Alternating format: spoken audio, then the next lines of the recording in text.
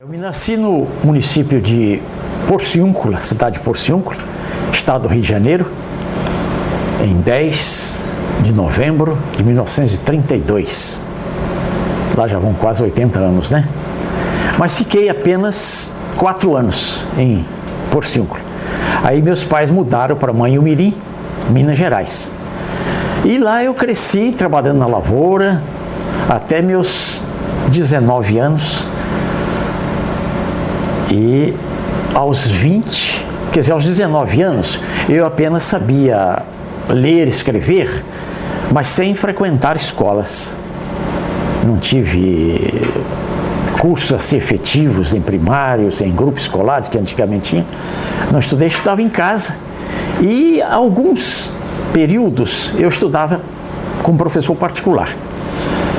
E quando eu entre 18 e 19 anos, que eu fiz antigamente o tiro de guerra, que é o exército no interior, né? É que eu me despertei que aquela vida de lavoura, de pouco estudo, não seria útil para mim, porque eu gostava muito de ler. Papai gostava muito de comprar muita revista, jornal, e eu lia muito jornal, lia revista. Gostava muito daquelas piadas dos almanaques, todo ano vinha, tá? Então, eu despertei, fazendo o tiro de guerra, que eu tinha jeito para desenvolver o estudo. E, terminado o tiro de guerra, eu procurei o Colégio Carangolense, em Carangola, Minas Gerais, e me ofereci para trabalhar e estudar, porque os pais no interior não tinham condições. Então, fui trabalhar. No primeiro ano, eu trabalhei numa horta, produzindo alface, couve, cebola, produzindo toda espécie de hortaliças para a cozinha do colégio, que lá tinha internato. Eu ficava no internato e trabalhei. Isso o primeiro ano. Fiz o primário com 4 meses, fiz todo o primário, de agosto até dezembro, no internato, e no final tinha um curso de admissão para entrar no antigo ginásio. E eu fiz o primário todo e a admissão e fui aprovado, com mérito, passei nos primeiros lugares.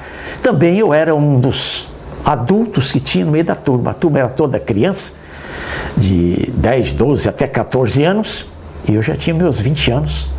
Então eu era muito estudioso, muito atencioso, trabalhava e qualquer momento eu ia estudar. E consegui passar com louvor. Aí eu entrei no antigo ginásio, curso ginasial. Com 21 anos, eu fui fazer a primeira série ginasial. Mas aí eu já não podia mais trabalhar na horta, porque eles já me puseram a tomar conta dos estudantes para estudarem. Então me deram o título de regente de estudantes. Então eu já tomava conta de regentes na hora dos estudos, mas servia ainda as mesas. Os professores, dos alunos, eram 13 mesas, grandes mesas de estudantes, para as refeições, e 2 mesas de professores, e eu com mais outros 3 ou 4. Chamavam de serventes. Servíamos aquelas mesas e na hora do estudo eu ia tomar conta do estudante. E assim eu fiz o primeiro e o segundo ano. Quando eu terminei o segundo ano, eles descobriram lá que eu tinha feito o tiro de guerra e faltou o professor de educação física. Então me convocaram pagar os meus estudos, servindo as mesas, servindo os alunos, professores, na copa, que chama copa, e sala de refeições. E de manhã eu dava educação física para 3 ou 4 turmas de ginásio, de curso científico, inclusive, e me dei muito bem. Isso no segundo, terceiro, 4º anos. Eu fui ser disciplinário a partir do 3º ano, não servia mais mesas, e era disciplinário. Tomava conta todo o internato, era comigo eu que abria o portão, a sala, a porta para todo mundo levantar. Eu que batia o sinal para todo mundo acordar. E era o regente do colégio, chefe de disciplina. Não era chefe, era um dos disciplinários, porque tinha um pastor que era o chefe de disciplina. Era um dos disciplinários. E com isso eu terminei o meu curso ginasial. trabalhando nessas condições, dando educação física e sendo disciplinário. Terminado o curso ginasial, modéstia à parte, eu destacava bem em português, francês, desenho. Era bom aluno, porque me esforçava, né? Porque era adulto, não tinha um minuto a perder. Eu era o primeiro a levantar e o último a deitar, por ser disciplinário.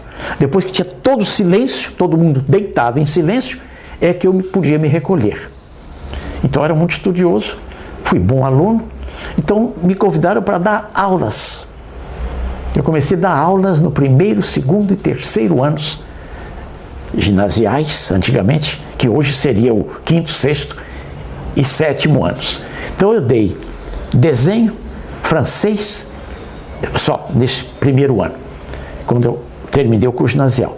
Aí eu fui fazer um curso de professor, encaminhado pelo diretor, em Juiz de Fora.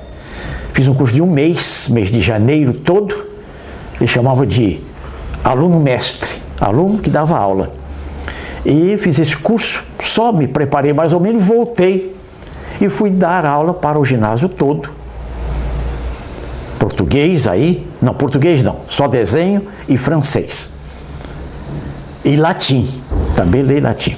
Aí terminei o primeiro ano do segundo grau, o diretor me encaminhou para Vitória, para fazer um curso de professor, chamava-se CADES, Campanha Nacional de Campanha Nacional de Aperfeiçoamento de Ensino Secundário, CADES. Aí eu me registrei como professor secundário. Voltei para o Carangolense, fui fazer o segundo ano de contabilidade, que eu fazia o curso de contabilidade, e lecionava. Lecionava de dia e assistia aulas à noite. Mas em um outro colégio do Carangolense, do curso de Carangola, precisava de um professor de desenho. Aí foi lá do Carangolense, quem é professor aí? Eu estou precisando de um professor. Então me indicaram para dar aula à noite. Então eu fazia o segundo ano de contabilidade à noite, dava aulas de dia no Colégio Carangolense e dava aula à noite, 2 vezes por semana, no outro colégio, lá em Carangola. Voltei para um novo curso em Vitória, fiz o terceiro curso. Aí me registrei como professor de português. Voltei para o Carangolense, aí fui lecionar até para o científico. Eu fazia o terceiro ano de contabilidade e dava aula para o primeiro, segundo e terceiro ano científico. Desenho, só desenho científico. E dava desenho francês no curso ginasial. Aí terminei o curso de contabilidade, vim fazer o curso de professor outra vez, agora já de francês em Vitória. E aqui o diretor, ex-diretor de lá, era inspetor seccional do ensino do Ministério da Educação, aqui de Vitória, e sabendo que eu estava aí, me procurou, que ele estava precisando de um professor aqui, em Domingos Martins, porque era só um ginásio. Mas o diretor era um pastor e pediu licença à igreja, precisava viajar para a Alemanha e ficar 6 meses na Alemanha. Aí esse inspetor seccional, que é o doutor Elias Bussinger, meu ex-diretor lá, mas nessa atual fase ele era inspetor aqui. Aí nós fomos visitar o Domingos Martins, conversei com o diretor, ele me ofereceu toda a matéria de desenho, toda a matéria de francês, toda a matéria de latim e toda a matéria de português para as 4 séries ginasiais.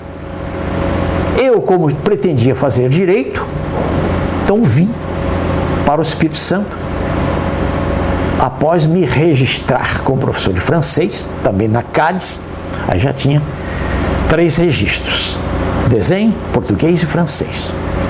E fui lecionar em Domingos Martins. Lecionei lá. Cheguei em agosto de 1960, em março de 1960. Em 1962, eu passei no vestibular de Direito, aqui, na UFES. Mas a faculdade era em frente ao Palácio Anchieta. Era ali em frente, ele não tinha ainda a reunião das faculdades lá na UFSC. E fiz meu curso de Direito em Domingos Martins. Morando em Domingos Martins, vim aqui com um cidadão que depois foi ser juiz. Ele era do cartório. Então nós vínhamos de carro, assistíamos aulas e voltávamos. A partir do segundo ano de Direito, a diretora do colégio pediu demissão, Dona Paulina Menezes Barque Targueta, que era a diretora, ficou no lugar do pastor. Então reuniram os professores e procuraram saber quem tinha condições de ser diretor daquele ginásio. Os outros professores não podiam, ou não tinham condições, porque não tinham curso superior, tá? Mas eu já tinha registros e estava na faculdade. Então o inspetor achou que eu podia assumir a direção. Assumi a direção do ginásio Domingos Martins, que só havia aula diurna. 4 séries, com mais de uma turma cada uma, mas só de dia. Aí entrei na direção, achei que aquilo estava muito pouco para a cidade, resolvi criar um ginásio noturno. Aí criamos o primeiro ano noturno, o primeiro ano ginasial, primeiramente. Mas aí nós convidamos o delegado, que não tinha estudo, convidamos policiais, que não tinham estudo, havia professoras que davam aula no grupo escolar, mas que não eram formadas. Então, o chefe dos Correios trouxe todo mundo para dentro do colégio, e mais os alunos que queriam estudar à noite. Fundamos o primeiro ano, depois o segundo ano, depois o terceiro, aí resolvemos fundar um curso de contabilidade, o segundo ano, o segundo curso, porque já estava satisfatoriamente bem implantado o primeiro grau, né? Então nós fundamos o curso de contabilidade e convidamos professores, tinha professores formados aqui em Vitória, de científico, contadores, e foram dar aula lá. E eu, como estudante já do terceiro ano de Direito, fui dar aula de Direito e Legislação. Fazia o curso de Direito aqui e dava aula, além das minhas aulas no ginásio, tá? Eu fiquei com a responsabilidade de Direito e Legislação no curso de Contabilidade. Terminado aquele curso, continuou. Havia lá umas meninas que terminavam o ginásio, mas não queriam fazer contabilidade. Aí me procuraram, eu resolvi fundar o curso normal. Antigamente havia um curso normal de professores primários. Então reuniram todas as meninas e um oficial de justiça, que não quis também fazer o curso de contabilidade, e entrou no curso ginasial, no curso de formação de professores primários. Eu terminei o meu curso de Direito, mas já advogava também. O juiz de lá era o doutor Francisco Leles Horta. Não tinha advogado na cidade, só tinha um advogado, mas era do cartório, não podia advogar. Era o doutor Arthur Schneider. Ele não advogava, então havia aqueles réus que não tinham condições de constituir advogados. O juiz me chamou e me nomeava para defender só na parte criminal aquele réu que não tinha condições de pagar advogado. Então eu comecei, com a orientação do Dr. Ledes, fazer minhas primeiras defesas, tal. E continuei advogando no meu terceiro ano de Direito, no meu quarto ano de Direito. Quando eu terminei o quarto ano, havia aqui na faculdade um direito de se inscrever.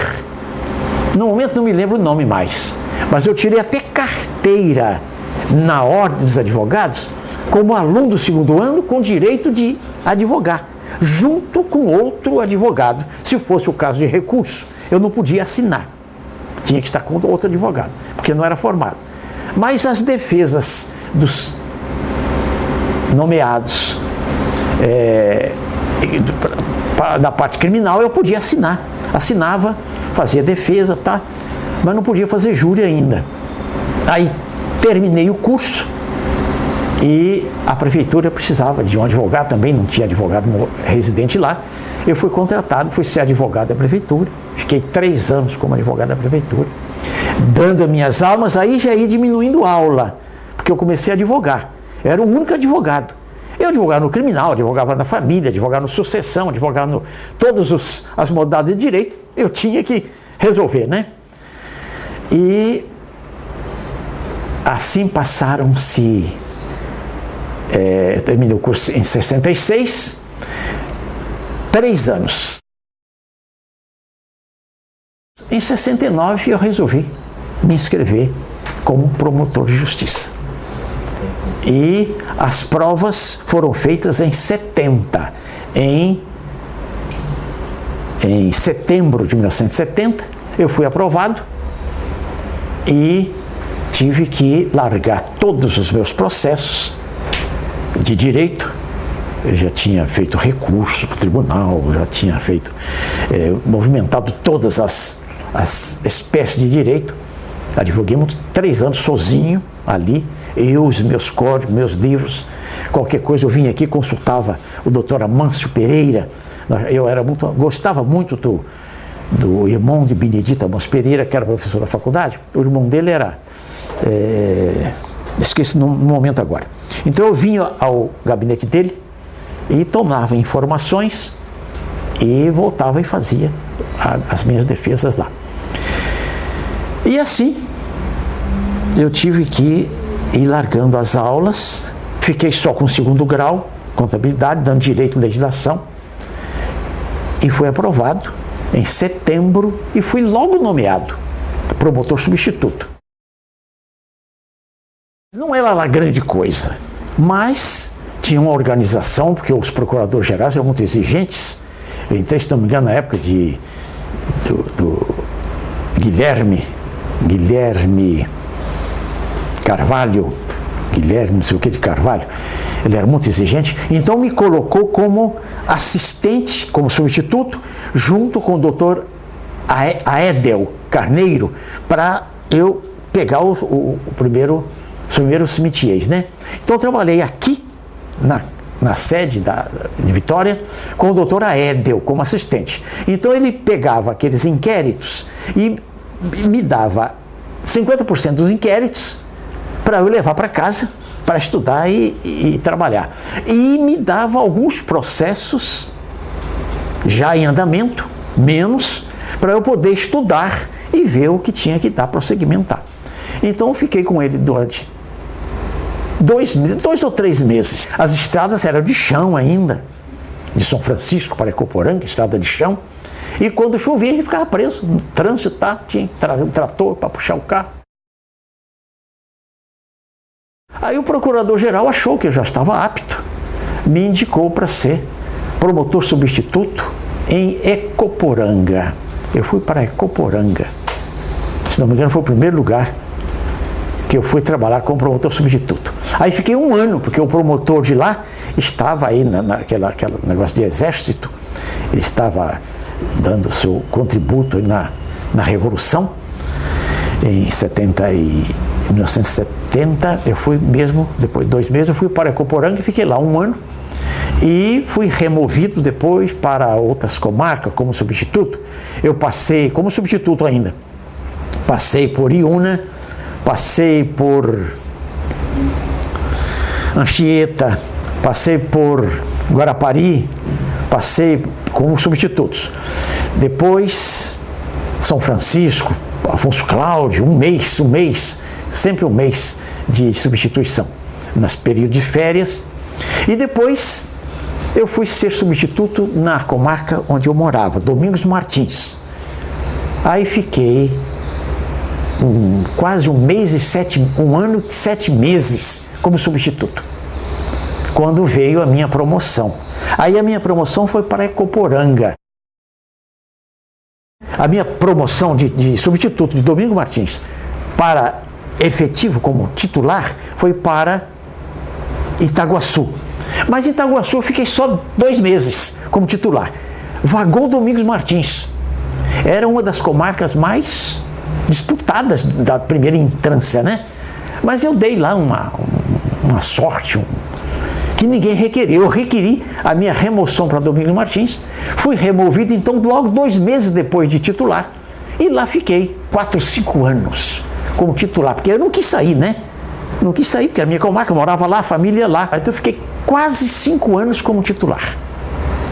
Aí é que eu fui promovido para a segunda entrância em Ecoporanga. Aí sim, aí é que veio a minha promoção para Ecoporanga, que era a segunda entrância. Fiquei 1 ano lá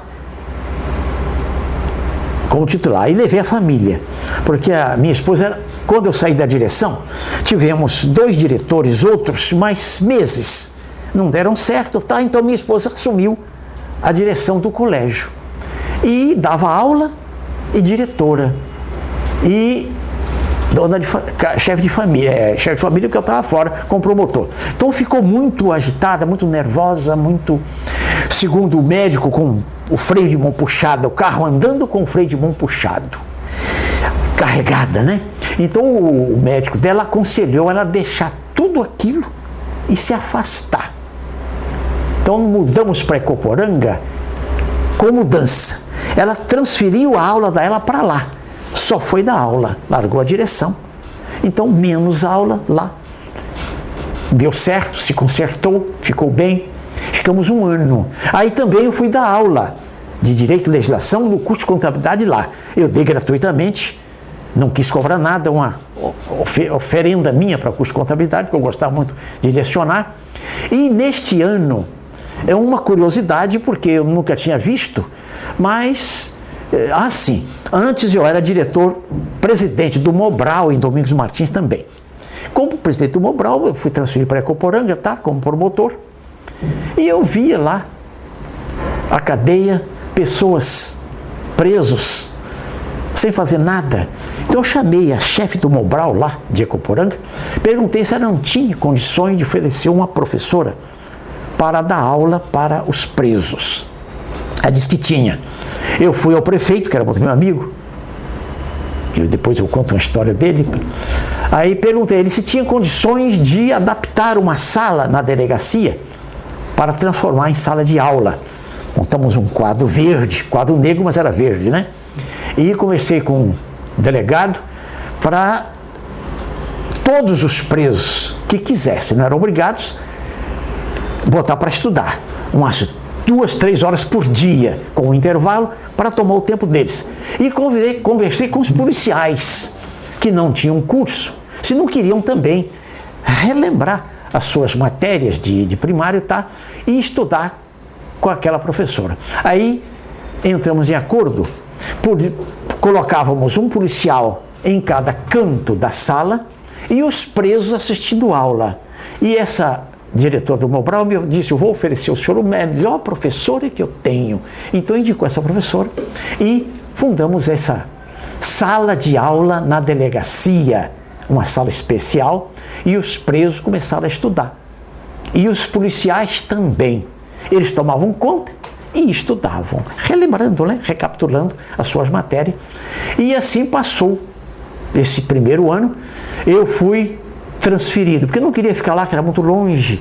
Minha família, meu sogro, minha sogra, meus parentes estavam em Domingos Martins. Eu queria vir para mais próximo do Domingos Martins. Então vagou Iuna. Eu me transferi para Iuna. Saí do município muito rigoroso. Lá havia muitos crimes, muitos júris. Iuna, cada sessão de júri era assim, na base de 14, 15 júris para cada sessão.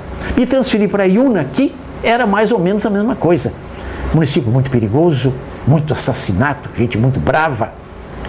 E lá fiquei durante quase 3 anos, porque na época que eu queria me transferir, um promotor foi preterido. Ele pediu promoção de Afonso Cláudio para Linhares e a procuradoria não aceitou a promoção dele, porque achou que não tinha condição, nem não sei porquê. Então ele entrou na justiça, trancou toda a movimentação do Ministério Público. Não havia uma remoção, enquanto não resolvesse na justiça o problema dele. 2 anos, ou quase 3 anos depois, resolveu na justiça. Ele ou foi promovido, não foi, não me lembro o resultado. Aí começou a movimentação, vagou Itapemirim. Eu queria sair de Iuna, porque lá era muito perigoso. Havia lá famílias que mandavam, eram chefes de muitos empregados, tá? Então gostavam de dar ordens e a justiça é muito prejudicada. Mas, como eu era maçom também, eu frequentava a maçonaria de lá. Era amigo de todos aqueles pessoas que destacavam na justiça. O coletor estava lá, o gerente do banco estava lá, o chefe do cartório estava lá. Então, todos aqueles as pessoas destacadas no município, eles traziam para fazer parte da maçonaria, de outros, como o Rotary, etc. As pessoas, destaque eles chamam, né? Como eu era maçom, eu frequentava a maçonaria, era amigo de todo mundo. Então, chegou ao meu conhecimento que a minha vida estava correndo perigo, porque havia matado um promotor lá, muito recentemente. Um sargento matou um promotor, mas disseram que não tinha nada com problema de acusação, não era nada de assunto, era assunto particular. Mas mesmo assim, me avisaram que eu não estava muito bem lá, aceito, porque havia condenações, havia rigores na parte do Ministério Público, e houve essa oportunidade, eu me removi para Itapemirim. Itapemirim, fiquei uns 4, 5 meses, me removi para Guarapari. Guarapari, fiquei uns 3, 4 meses, aí houve a promoção para a terceira entrância, capital.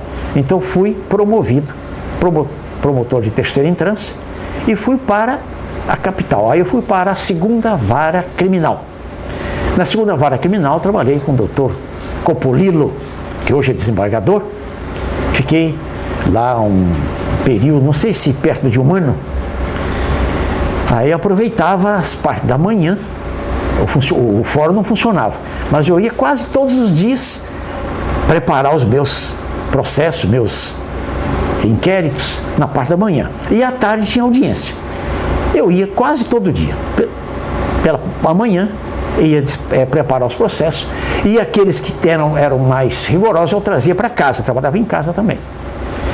Fiquei 1 ano, mais ou menos, aí me removi para a segunda vara da Fazenda Pública Estadual. Lá eu fiquei com o doutor José Carlos Cupertino de Castro quase 8 anos. Fiquei nessa vara, não quis me transferir para outra. Quase 8 anos. Mas aí estava na perspectiva de ser promovido procurador, estava havendo vaga. Aí eu saí daquela vara da Fazenda e fui para a segunda vara civil, trabalhar com o doutor José Rosa. Mas apenas 2 meses eu fui promovido por antiguidade para procurador de justiça. Eu trabalhei no processo de Araceli, trabalhei, mas no meio, quer dizer, nem no início e nem término, porque ele passou pela segunda vara.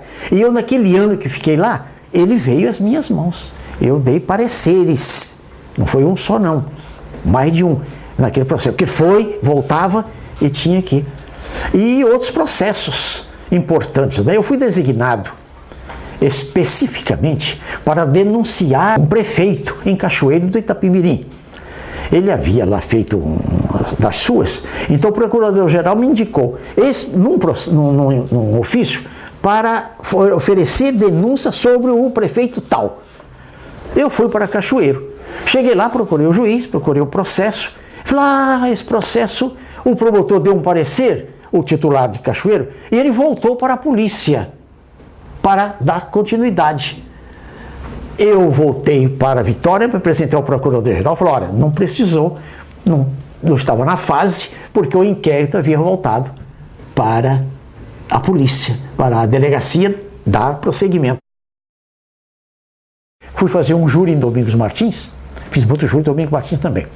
E eu fui fazer uma demonstração com o oficial de justiça, como o réu fez quando ele foi assassinado, e o oficial de justiça quebrou meu dedinho mindinho, quebrou meu dedo. E o juiz ouviu, os jurados ouviram o tec do osso quebrado. Eu falei, não dei bola para aquilo. Terminei o júri, o jurado foi condenado, fui para casa, 4 horas da manhã, 3, 4 horas da manhã, dormi. No outro dia eu fui ao hospital, estava quebrado. Tinha quebrado o dedinho mindinho.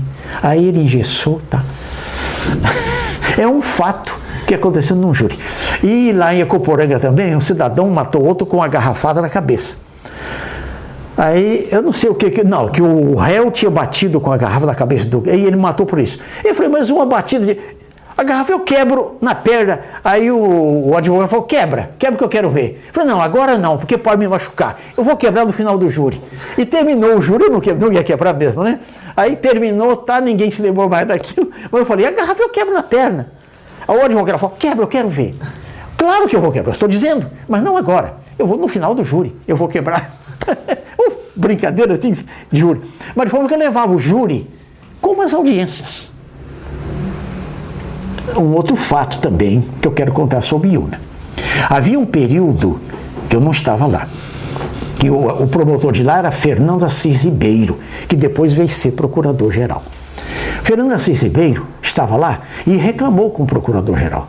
Estão absolvendo todo mundo lá, porque havia matado um promotor lá. E, não sei por que, por medo, absolvia. Matava, absolvia. Não condenava ninguém. Aí o Fernando Assis Ribeiro tinha 16 júris numa pauta, pediu ao procurador-geral para mandar um substituto. Ele me mandou para lá para ajudar o Fernando Assis Ribeiro. Então o Fernando Assis Ribeiro fazia um júri de manhã e eu fazia um à tarde. Todo dia. Fernando Assis Ribeiro fazia de manhã, eu fazia à tarde. Aí houve um fato seguinte. Doutor Renato Matos, que hoje dá nome ao Tribunal de Justiça. Renato Matos, à noite, terminou o júri, tá? Nós fomos numa festinha junina e conversando, o Renato me chamou de lado e falou, William, amanhã o réu vai ser absolvido. Eu falei, por quê, doutor? Ele falou, há uma falha, falou baixinho porque o promotor está comigo, o advogado está próximo ali, né? Há uma falha no libelo. Ele só falou aquilo e bebia um quentãozinho, vambora. Aquela noite eu não dormi. Como é que eu ia dormir sabendo que havia um processo errado e que ninguém sabia? Só o juiz tomou conhecimento naquela hora porque o advogado falou com ele. E ele falou comigo. Para você não ficar desprevenido, olha o libelo. Aí eu ia haver um júri de manhã. Eu fui para lá de manhã e fui examinar o inquérito. O libelo tinha um nome diferente do laudo. O laudo era Francisco da Paz, não sei de quê, e o libelo era um nome completamente diferente. Joaquim da Silva. Quer dizer, não podia haver condenação, né? O libelo um, o laudo outro. Aí eu fui para o júri. Como se nada tivesse acontecido. Li o libelo, a primeira parte do promotor é ler o libelo, né? Cumprimento o juiz, os jurados, assistência e lê o libelo. Então eu li o libelo, tudo bem. Entrei no processo, tô argumentando com as testemunhas, tá? Aí cheguei no laudo. Li o laudo, um minutinho, eu vou conferir aqui com o libelo. Olhei no libelo. Laudo, falei, há uma diferença. Assim, casualmente, há uma diferença aqui nos nomes do libelo e do laudo. Mas, como o que eu já demonstrei até agora no processo, não há grandes fatos condenatórios, eu peço absolvição. Mas depois de argumentar, o advogado pediu a palavra, eu falei, não, agora não. Ele queria argumentar que não podia condenar, tá? Eu ainda não tinha pedido a absolvição, né? Eu falei, pedi a absolvição dos dois jurados, eram dois réus, pai e filhos. Um não estava certo, mas o outro estava errado, não podia condenar, né? Era pai do outro, tá? Pai e filho. Aí eu pedi a absolvição, porque eu, durante o júri, eu fiz o seguinte, fui captando prova e colocando um prato da balança. Aqui está a favor dos réus.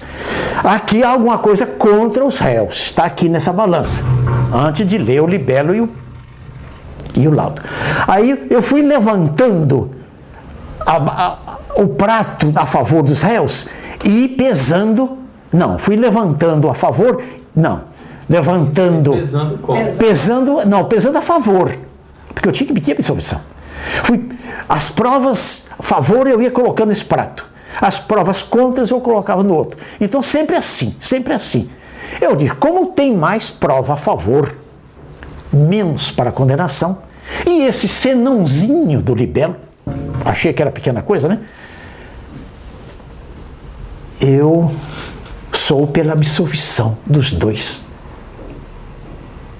processados. Aí o juiz, o advogado lá começou a lamentar, porque ele está emocionado, né? Chorando, está quase chorando. Mas o júri foi muito emocionante. Muito emocionante. Aqui não tem condição de dizer como é que foi lá. Porque eu sabia e não podia dizer que sabia. E tive que criar coisas favoráveis aos réus e contra muito pouco, para poder no final justificar a absolvição. Aí a absolvição eu fiz um relatório para o procurador-geral, dizendo os fatos, né? Por isso que eu não havia recorrido. Porque todo promotor que trabalha no júri e que o réu é absolvido, ele tem quase o dever de recorrer ao tribunal quando há absolvição. Porque se ele libelou, se ele disse que era para condenação e houve absolvição, ele tem por dever, ou prova contra os autos, ou defeito de julgamento, qualquer coisa, recorrer ao tribunal. Mas então eu fiz um relatório ao procurador-geral dizendo que não recorreria, mas aí tirei cópia do libelo, tirei cópia do laudo e enviei, porque quando a absolvição e o promotor não recorre, o procurador-geral quer saber por quê. Manda um ofício, tá, para justificar. E às vezes manda fazer correção na comarca. É para exigir que cada um cumpra o seu dever, né? Então eu fiz isso. É um fato atípico que aconteceu, mas aí terminou, ele foi absolvido, eu saí também correndo, entrei no meu gabinete emocionado, porque não podia nem me conter mais por causa daquilo. Quer dizer, mais um fato, né? Corriqueiro da vida da gente. Eu gostava muito de solucionar os problemas dos moradores da comarca. Eles me procuravam lá em Iuna, inclusive eu mandei imprimir uma convocaçãozinha, mas um convite. Então vinha a pessoa reclamar, eu já tinha o bloco, intimava ou convidava a outra parte para vir no meu gabinete, ou família, ou briga de marido e mulher, ou pensão, e resolvi dezenas ou centenas de problemas assim. Lá em Iuna eu resolvi um problema que estava há 12 anos correndo. Um morador lá de uma propriedade me procurou e falou: doutor, tem lá 12 anos que nós estamos com essa divisão, ele quer um pedaço do meu terreno, eu quero um pedaço do terreno dele, eu digo que é meu, ele diz que é dele, e nunca decide isso. Aí eu falei: o senhor quer conversar com o seu ex-adverso aqui no meu gabinete? Ele falou: quero. Eu falei: mas o senhor tem advogado? Tenho. Eu também tenho advogado? Tenho. Então eu mandei um convite ao adversário dele, um convite ao advogado dele, um convite ao advogado do outro, e marquei um dia e hora para no meu gabinete. Ali nós conversamos, eu perguntei: o senhor já me procurou, o senhor quer resolver esse problema? Ele disse: é isso, é tudo o que eu quero.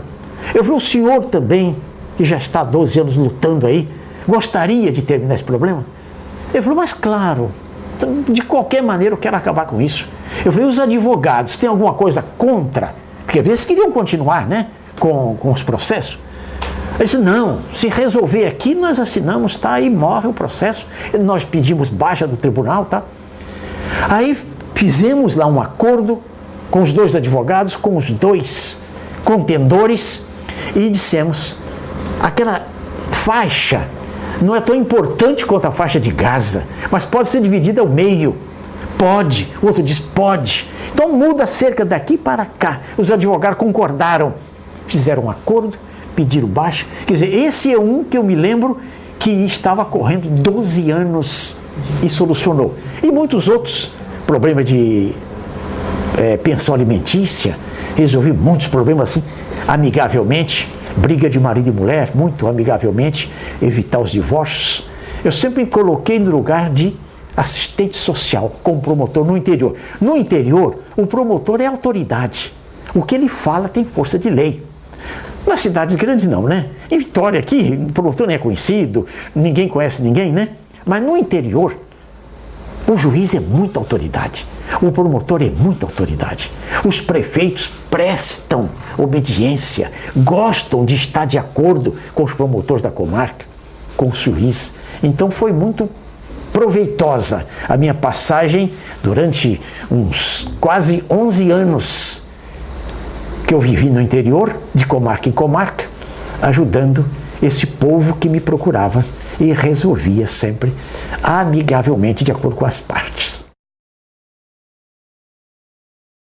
Eu sei que era reclamações, quando havia exacerbação assim de elevação de preços, tá? Então eles recorriam a gente reunia, chamava as partes e tentava entrar em acordo, o que está fazendo hoje o PROCON. A gente fazia o papel do PROCON. Então qualquer coisa dizia, olha, eu vou comunicar ao promotor. Se você não resolver o meu problema, eu vou chamar o promotor. Ou, igual hoje diz, eu vou telefonar para o PROCON. Então chamava e entrava em acordo e tentava solucionar os problemas. Eu fazia a minha parte, era exigente. Houve um questionamento da IUNA, inclusive um juiz, não vou citar o nome dele, que se reuniu com os advogados lá, queriam que eu oferecesse o libelo antes do processado dar o ciente na sentença de pronúncia. E eu era rigoroso.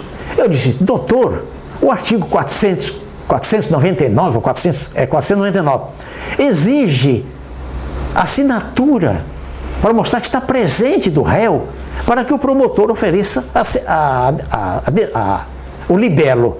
Ele falou, não, mas ele está aí, próximo. O senhor oferecendo o libelo, ele aparece para o júri. Eu falei, não vou oferecer libelo. Quer dizer, um rigor que eu exercia. Não me lembrava de revolução, absolutamente, porque eu gostava de seguir os trâmites do código. Eu era rigoroso ali. E não ofereci. Nisso, eu fui transferido, houve a pronúncia, houve a pronúncia havia sido, houve o libelo e esse cidadão foi a júri e tal, não tomei conhecimento mais. Mas então era rigoroso assim. Trouxeram até uns amigos lá de Carangola, da minha época de estudante, lembrando fatos do internato, tá? Para ver se me convencia a libelar sem o cumprimento do artigo 499. Eu não aceitei.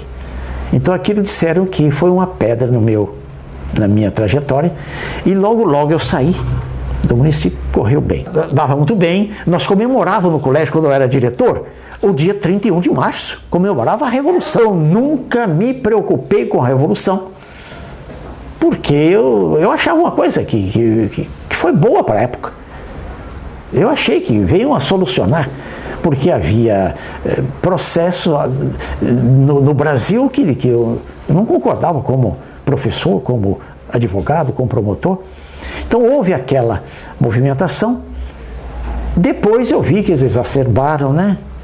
Praticaram atos que não deviam, inclusive com muitos capixabas, né? Que estão desaparecidos até hoje. Depois que eu tomei conhecimento, tá? Não apoiei mais, não gostei mais. Mas na época eu era fã do Humberto de Alencar Castelo Branco. Como ele foi muito bem sucedido, eu apoiava, né? E depois vieram os outros presidentes, e parecia que havia ordem.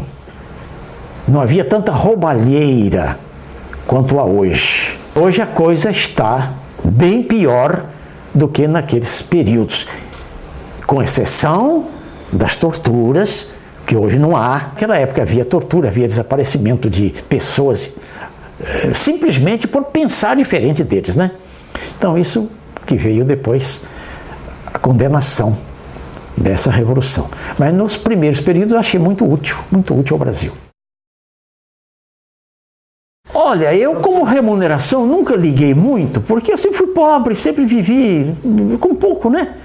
No colégio, o professor ganha muito pouco, então eu fui ganhar mais um pouquinho, e na época, estamos lembrando, era o doutor Elcio, que era o governador, e o Ministério Público conseguiu que ele pagasse 1/3 do ordenado no dia 20 de cada mês. E os outros 2/3 recebi no final, no início do mês seguinte. Então aquilo facilitou um pouquinho. Mas eu vivia com muito pouco, não ligava para a diferença, eu achava que era normal. Na época era normal, né? Que o juiz ganhasse mais, porque ele era o diretor do fórum, era o que coordenava a justiça da comarca, tá? Então eu ficava no meu lugar, ficava na minha. Cumpri o meu dever. Qualquer coisa que o juiz discordasse, eu recorria. O direito do advogado e do promotor é não brigar com o juiz, é recorrer. O tribunal que examine, né? E assim que eu agia. Fiquei muito satisfeito por ter entrado no Ministério Público, eu ganhava menos como promotor, fui ganhar um pouquinho mais, embora fosse pouco, mas era bem mais. E logo foi melhorando, e houve a 88, né, a Constituição, que deu a igualdade remuneratória, inclusive, direito do Ministério Público, da magistratura. Então aí já aliviou um pouquinho. Por isso que eu tirei um empréstimo na Caixa Econômica e construí minha casa em Domingos Martins. Nós estamos hoje muito bem remunerados e a igualdade, os juízes nos tratam de igual para igual, respeitam o Ministério Público. Eu só tive um juiz que não gostava muito do Ministério Público, mas também não gostava de ninguém. Ele implicava até com um papagaio que atrapalhava as audiências. Mandava chamar o dono do papagaio para chamar atenção. Quer dizer, o juizite, né? Um juiz que era... Mas eu me dava bem com ele, nunca teve discussão. E momentos depois, meses depois, está separado. Ou ele foi promovido, ou eu fui promovido, ou saiu, ou removido. De forma que não tivemos encrenca nenhuma. Mas eu sempre me dei bem com os juízes. Eu sempre me coloquei no lugar de muito humilde que eu fui, muito procurar saber que as melhores, as coisas mais simples da vida é que nos proporcionam felicidade, né? Trabalhei com o Dr. Wellington da Costa City, que era o procurador-geral. Fiquei lá um período, mas eu não podia continuar porque eu era também participativo lá numa doutrina, que hoje eu sou presidente, e eu era secretário dessa doutrina racionalista cristã, funcionava lá em Argolas, e o presidente, que era o Dr. Nelson de quê? Botelho da Silveira, ficou muito doente, ficou 7 meses acamado, então eu tive que assumir a presidência. Eu escolhendo continuar na Procuradoria e sendo um péssimo presidente, porque eu tinha que dar conta dos processos aqui, e frequência na maçonaria, então eu pedi o meu kit place na maçonaria, não voltei mais lá porque não podia, tinha muito serviço, pedi minha aposentadoria, porque eu já tinha 34 anos, sobrando tempo, né, porque bastava 30 anos, eu trabalhei 34 anos, pedi minha aposentadoria na Procuradoria-Geral da Justiça, né, como procurador, e fui me dedicar à doutrina racionalista cristã. O senhor Nelson desencarnou, ou morreu, nós chamamos de desencarnou, na parte espiritual, em 1990, em 31 de maio. Me indicaram presidente, mas tinha que ir à casa-chefe, no Rio de Janeiro, tá? Em julho, eu assumi a presidência, era presidente interino, assumi a presidência do Racionalismo Cristão, filial Vitória, onde permaneço até hoje, e preferi deixar o Ministério Público, porque eu não ia servir a 2 senhores, né? Eu serviria mal. Então, por isso que eu pedi minha aposentadoria antes dos 70 anos, como fazem meus colegas, né? Normalmente. Eu fui cidadão iunense. Recebi o título de cidadão iunense pelos meus trabalhos lá. E fui cidadão Domingos Martinense também. Não só porque eu morava lá, fui diretor do colégio lá, mas porque eu atuava como promotor já há 3 ou 4 anos. Então me deram o título de cidadão martinense. Eu costumo dizer que eu sou flumixaba. Nasci no estado do Rio, sou fluminense. Mas me criei, cresci em Minas, estudei em Minas. E me casei e me realizei como profissional no Espírito Santo. Então eu sou flumixaba. Agora eu sou mais capixaba do que tudo, porque já tem mais da metade da minha existência eu vivo aqui no estado do Espírito Santo.